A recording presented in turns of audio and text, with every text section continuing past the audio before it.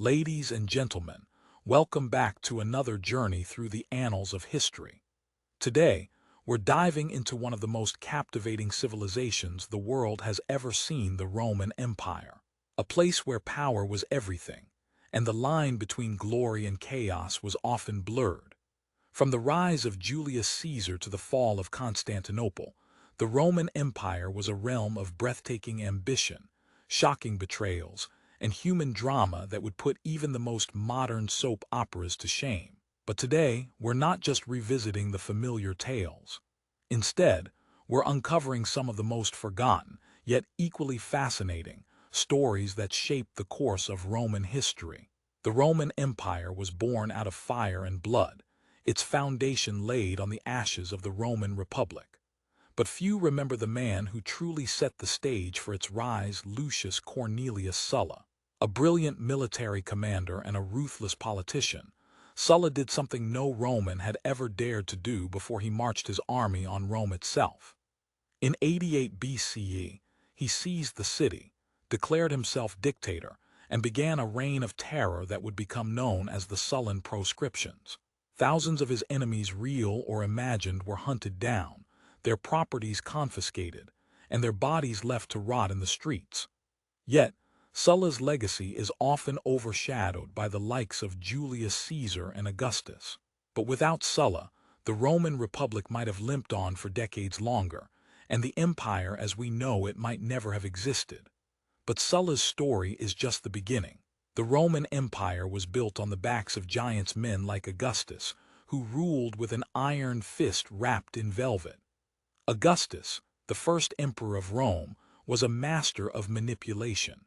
After the death of Julius Caesar, Augustus maneuvered his way to the top, eliminating rivals with ruthless efficiency. But what's less known about Augustus is his private life, his struggles with marital infidelity, his strained relationship with his daughter Julia, and his bizarre beliefs in omens and divine signs. Augustus believed so deeply in his divine right to rule that he even consulted an astrologer before making major decisions. And yet, despite these quirks, he managed to bring stability to Rome after decades of civil war. Augustus's reign was the golden age of the empire, but it was also a time of quiet repression, where dissent was crushed, and the Senate became a mere puppet of the emperor. Of course, not all emperors were as calculating as Augustus. Some were outright mad. Take Caligula, the emperor whose name has become synonymous with tyranny and debauchery. Caligula's reign was a whirlwind of extravagance and terror.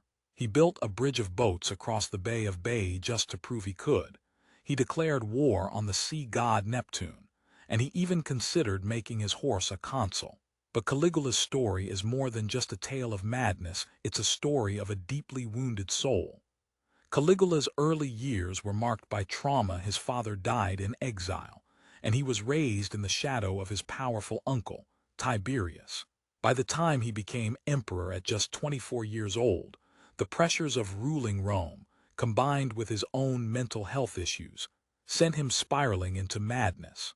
And yet, amidst all the chaos, Caligula was a populist at heart. He loved the common people, and they loved him until his behavior became too erratic to ignore. His eventual assassination was as brutal as his reign, stabbed to death in a dark alley by his own bodyguards. But Caligula wasn't the only emperor with a taste for the dramatic. Nero, who ruled just a few years after Caligula, was equally infamous. Nero's reign is remembered for the Great Fire of Rome, which burned much of the city to the ground. According to legend, Nero himself started the fire, fiddling while Rome burned. But the truth is more complicated. Nero was actually in another city when the fire broke out, and he rushed back to oversee the relief efforts.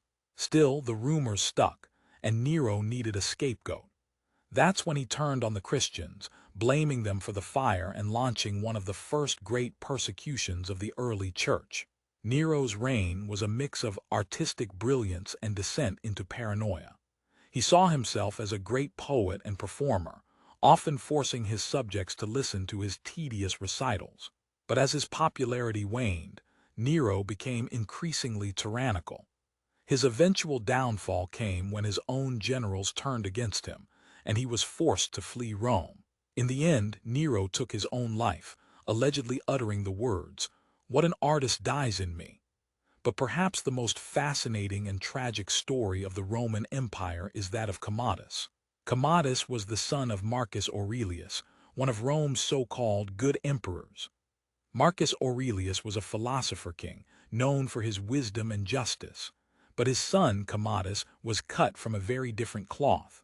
When Commodus inherited the throne at just 18 years old, he quickly proved himself to be a disaster. He was lazy, decadent, and fantastically vain.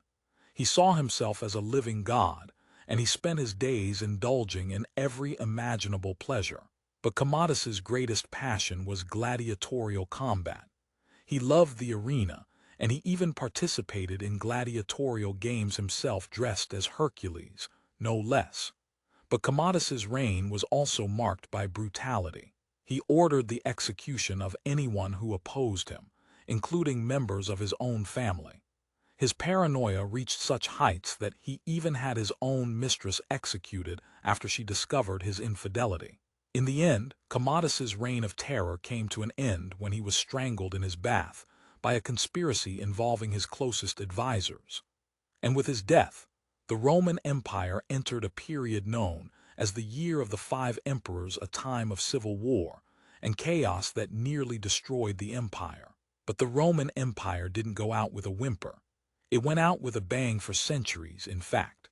The Western Roman Empire finally fell in 476 CE, when the barbarian King Odoacer deposed the last emperor, Romulus Augustulus.